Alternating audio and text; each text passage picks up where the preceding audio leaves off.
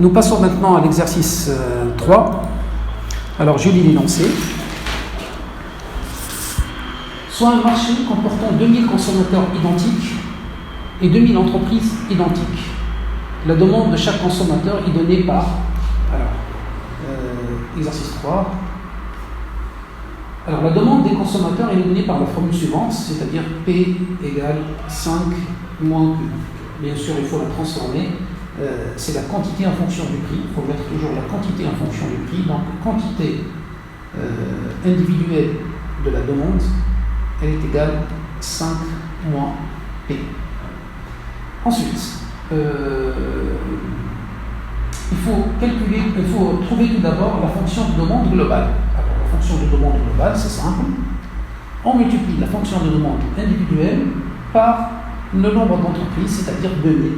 Alors, ça fait 2000 fois la quantité I demandée, ça fait 10 000 moins 2000 fois P.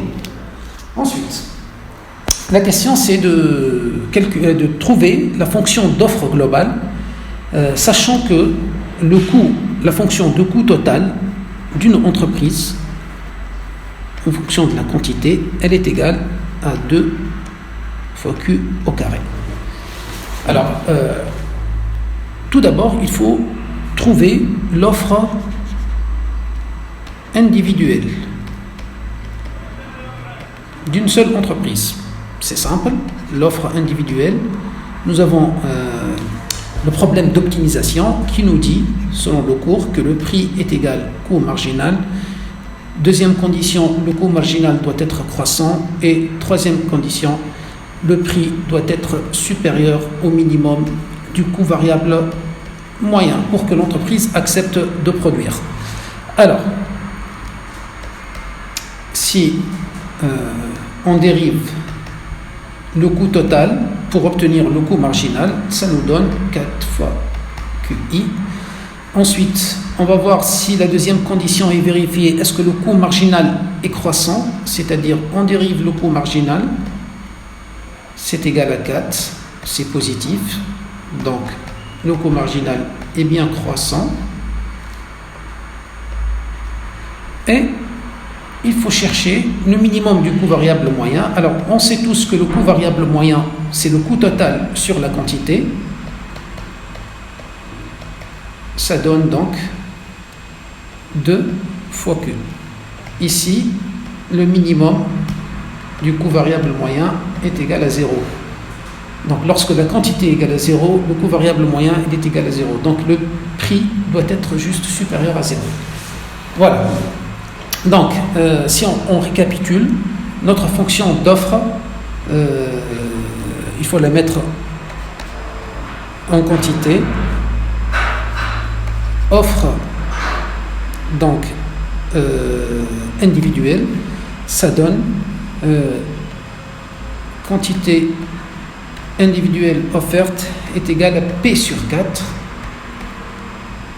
pour P supérieur à 0. Ça donne offre globale.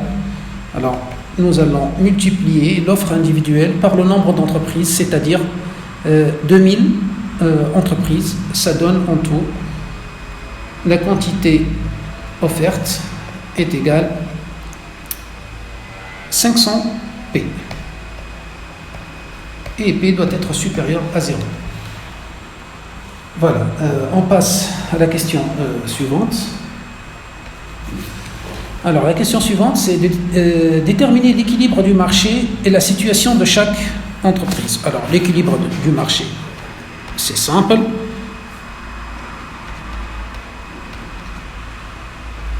L'offre globale, elle est égale à la demande globale. Donc, 10 000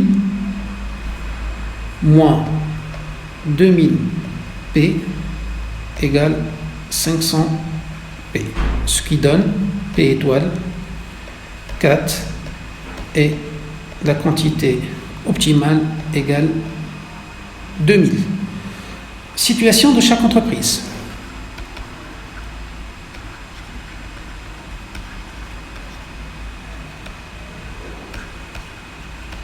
Alors, puisque nous avons 2000 quantités produites en général, en global, et nous avons 2000 entreprises, donc la quantité individuelle produite à l'équilibre, elle est égale à 1. Alors le profit de chaque entreprise, c'est simple, prix d'équilibre fois la quantité produite par chaque entreprise, moins la fonction du coût total. Alors la fonction du coût total, c'est 2 fois Q carré, c'est-à-dire 2 fois 1. Donc ça donne 2, le profit de chaque entreprise. Passons à la troisième question. Calculer le surplus du consommateur, le surplus du producteur et le surplus global. C'est simple. Si on dessine donc la courbe de demande, généralement elle a cette forme-là, et la courbe d'offre qui a cette forme-là. Donc là c'est l'offre et là c'est la demande. Et là c'est la quantité d'équilibre et là c'est le prix d'équilibre. Alors, supposons que le prix il était supérieur au prix du marché. Supposons que pour ce prix-là, P, pour ce prix-là, les demandeurs, il y a certains demandeurs qui vont quand même acheter ce produit-là. Et ils vont acheter cette quantité-là. Donc ça c'est P1, Q1. Alors, ces demandeurs-là, ils ont payé en réalité un prix P étoile qui est inférieur au prix P1 qu'ils étaient prêts à payer. Donc, ils ont réalisé un surplus qui est là.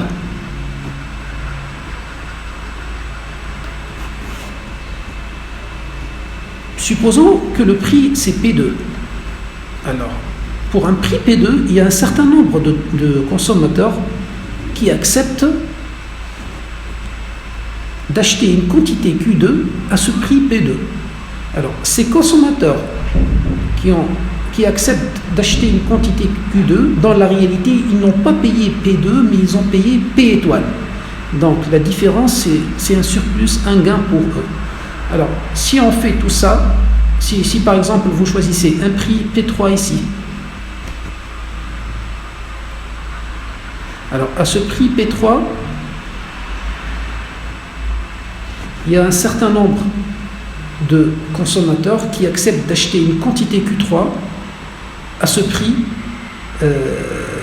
P3.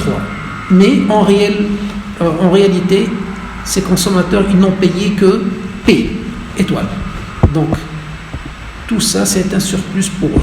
Donc, c'est quoi le surplus des consommateurs?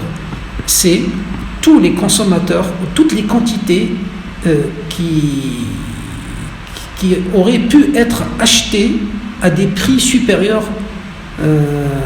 au prix P étoile, au prix du marché. Mais tous ces consommateurs-là, ils ont payé un prix qui est inférieur au prix qu'ils étaient prêts à payer, qui est P étoile.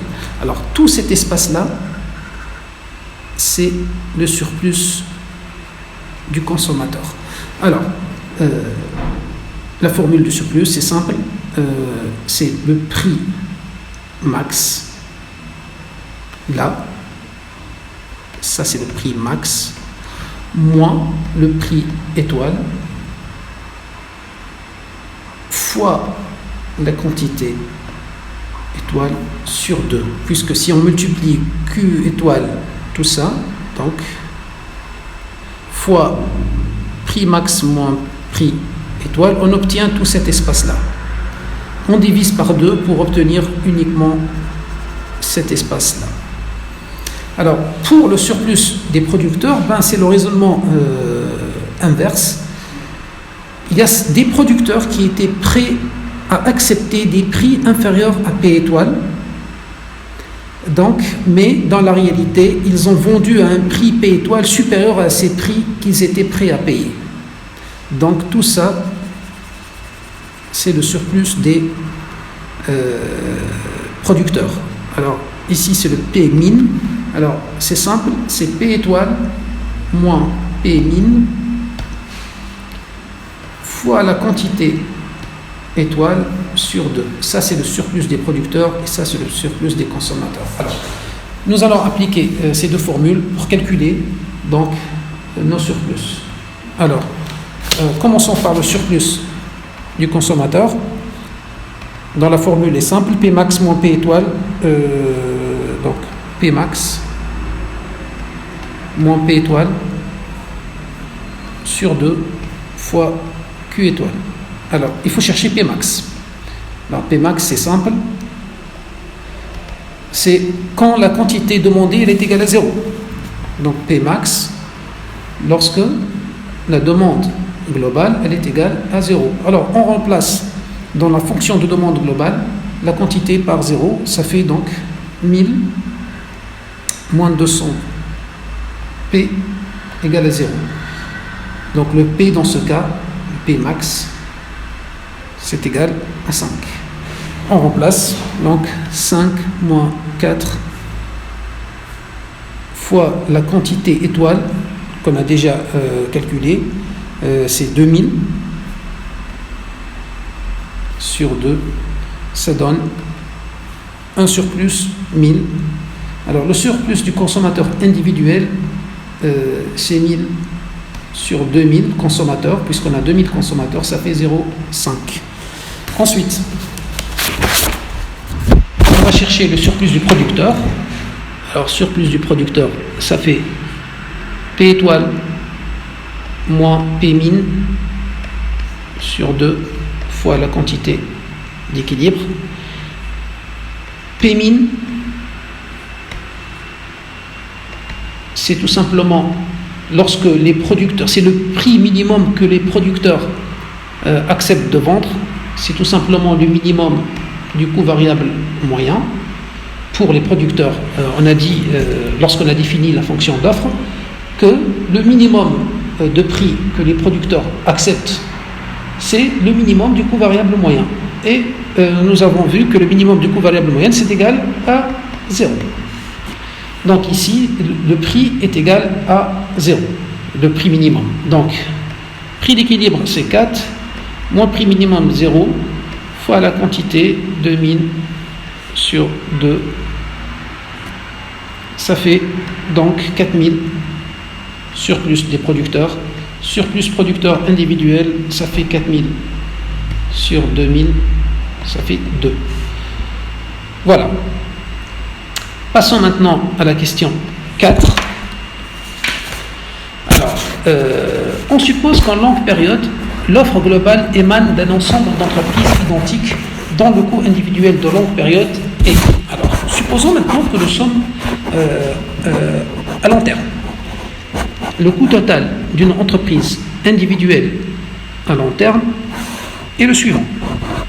C'est égal à A moins 10 Q au cube plus 10 Q au carré. Alors, la question est la suivante. Il faut déterminer l'équation de la courbe d'offre individuelle. Plutôt, il faut exprimer la fonction d'offre à long terme. On va donc chercher l'offre à long terme. C'est le même problème de maximisation. Alors, petit a, les mêmes conditions, sauf qu'on va utiliser la fonction de coût de long terme. C'est-à-dire, il faut que le prix soit égal au coût marginal de long terme. Il faut que le coût marginal de long terme soit croissant. Et il faut que le prix soit supérieur ou égal, pas au minimum du coût variable moyen, mais au minimum du coût moyen de long terme. Bien sûr, à long terme, l'entreprise, elle ne produit pas si son profit est négatif. Il faut, à long terme, il faut couvrir les coûts variables et les coûts fixes. C'est-à-dire, l'entreprise refuse de produire à long terme si le prix descend en dessous du minimum du coût moyen à long terme. Alors, commençons par l'équation. Alors, on va dériver le coût marginal on va dériver le coût total de long terme pour obtenir le coût marginal. Ben, c'est simple. Ici, nous avons donc moins 30 Q carré plus 20 Q, ça doit être égal à P. Donc, moins 30 Q carré plus 20Q moins P doit être égal à 0. Alors ici, nous cherchons Q en fonction de P et nous sommes en présence d'une équation de second degré. On va résoudre cette équation, delta. Alors, delta égale B carré moins 4AC, ça donne 400 moins 120P. Alors, pour qu'il y ait des solutions, il faut que delta soit positif.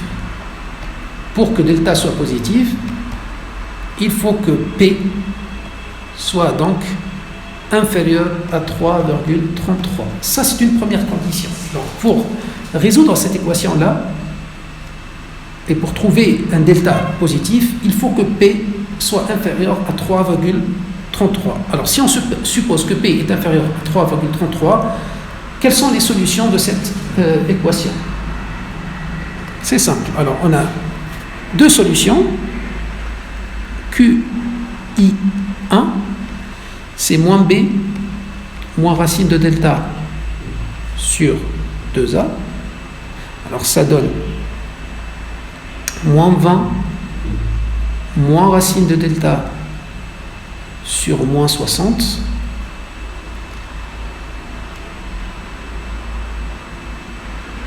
Alors, ça donne 20 plus racine de delta sur 60. Et la deuxième solution, qui est égale moins B plus racine de delta sur 2A, ça donne en tout 20 moins racine de delta sur 60. Quelle solution choisir? Ben ici, il faut voir les autres conditions du système d'optimisation. Alors, la deuxième condition,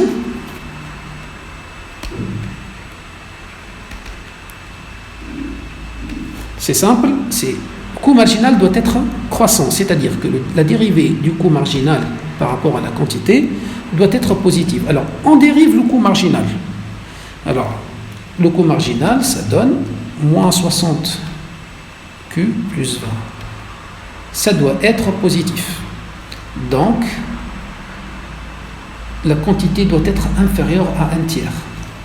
Alors ici, si je simplifie, ça va nous donner un tiers plus racine de delta sur 60. Et ça va nous donner un tiers moins racine de delta sur 60. Alors c'est clair, puisque racine de delta est positif, c'est clair, là c'est supérieur à un tiers et là c'est inférieur à un tiers. Donc la solution à retenir, c'est la deuxième solution, puisque la deuxième solution elle est inférieure à un tiers. Donc à long terme, l'offre individuelle à long terme, elle est la suivante.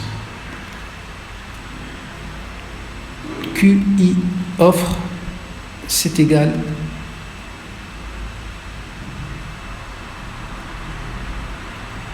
un tiers plus racine de 400 moins 120 P sur 60 si 2,5 inférieur ou égal à P inférieur à 3,33 et elle est égale à 0 sinon. Donc, désolé, ici c'est moins. Donc là c'est moins. On a pris la deuxième solution. Voilà. Mais on a donc pourquoi on a mis 2,5 ici? Parce que la troisième condition, c'est que le prix doit être supérieur au minimum du coût moyen à long terme. Alors, comment chercher le minimum? Alors, le coût moyen à long terme, c'est le coût total sur la quantité, ça donne moins 10 Q carré plus 10Q. Donc on divise le coût total par la quantité et on dérive donc le coût moyen à long terme par rapport à la quantité, ça donne moins 20 Q plus 10 égale à 0. Ça donne une quantité égale 1,5 et le coût moyen long terme correspondant à 1,5, on remplace 1,5 dans cette équation-là, ça donne 2,5. Voilà, donc le prix doit être supérieur à 2,5 pour que l'entreprise continue à produire. Et il doit être inférieur à 3,33 pour que delta au départ soit positif. Au-delà de 3,33, l'entreprise, elle n'offre pas. Et en dessous aussi de 2,5, l'entreprise, elle n'offre pas. Voilà la fonction d'offre individuelle à long terme. Ensuite, sachant que la demande globale est restée la même, déterminer l'équilibre de longue période et en déduire le nombre d'entreprises existantes. Qu'en est-il du profit? Alors c'est simple. Ici, nous sommes en longue période et on veut chercher le prix d'équilibre en longue période. C'est simple. À l'équilibre,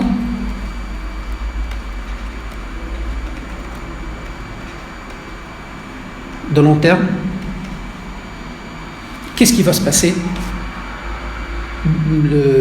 Beaucoup d'entreprises, d'autres entreprises vont pénétrer sur le marché, ce qui va augmenter la fonction d'offre, ce qui va faire baisser le prix d'équilibre. Donc le prix d'équilibre, il va baisser jusqu'à ce qu'il va atteindre le prix qui est le seuil de rentabilité, c'est-à-dire le minimum du coût moyen. Et à ce moment-là, il n'y aura pas d'autres entreprises qui vont pénétrer dans le marché. Et dans ce cas, le profit est égal à 0. Donc, à long terme, à l'équilibre de long terme, le profit individuel doit être égal à 0. Et le prix d'équilibre doit être égal au minimum du coût moyen à long terme, qu'on a déjà calculé, qui est égal à 2,5. Et chaque entreprise va produire, déjà on a fait ce calcul-là, une quantité I est égale à 1,5, parce qu'on a fait ce calcul, on a dit que coût moyen au minimum, ici c'est le coût moyen à long terme, ici nous avons 1,5 et ici nous avons trouvé 2,5. Alors, ça c'est le coût marginal à long terme. Alors si le prix est égal à long terme, au début, à court terme, le prix il était quelque part ici, les entreprises réalisent un profit. Alors, plus d'autres entreprises vont entrer dans le marché, plus le prix d'équilibre il va baisser jusqu'à ce qu'il va atteindre 2,5. S'il atteint 2,5, le profit de chaque entreprise il est nul. Et à ce moment-là, c'est l'équilibre de long terme. Donc, la question à laquelle il faut répondre maintenant, c'est combien d'entreprises seront présentes à long terme. Alors c'est simple, puisque on n'a pas la fonction d'offre de long terme, mais on a la fonction de demande à long terme. Donc l'offre globale à long terme, elle est égale à la demande globale à long terme. Donc ici, on peut remplacer dans la fonction de demande globale, qui est 10 000 moins 2 000 fois le prix, et le prix ici, à long terme, à l'équilibre, c'est 2,5, c'est le minimum du coût moyen, ça donne donc 5 000. C'est-à-dire, la demande globale d'équilibre de long terme, elle est égale à 5000, c'est égal aussi à l'offre globale d'équilibre de long terme. Donc le nombre d'entreprises finale, c'est l'offre globale sur la quantité produite par chaque entreprise. Alors l'offre globale, c'est la demande globale, c'est égal à 5000, et la quantité produite par chaque entreprise à long terme, c'est 0,5. Ça donne 10 000 entreprises. Alors qu'au début, ça c'est à long terme, alors à court terme, c'était seulement 2000 entreprises. Alors l'interprétation est la suivante. À court terme, les profits étaient positifs, ce qui a attiré 8000 entreprises. 8000, c'est 10 000 moins les 2000 qui étaient à court terme. Donc, il y aura une augmentation de l'offre globale et donc une baisse du prix du marché jusqu'à ce qu'il atteigne le minimum du coût moyen de long terme. Et dans ce cas, les profits deviennent nuls. Voilà. Ceci en ce qui concerne l'exercice 3. Alors, on passe à l'exercice 4.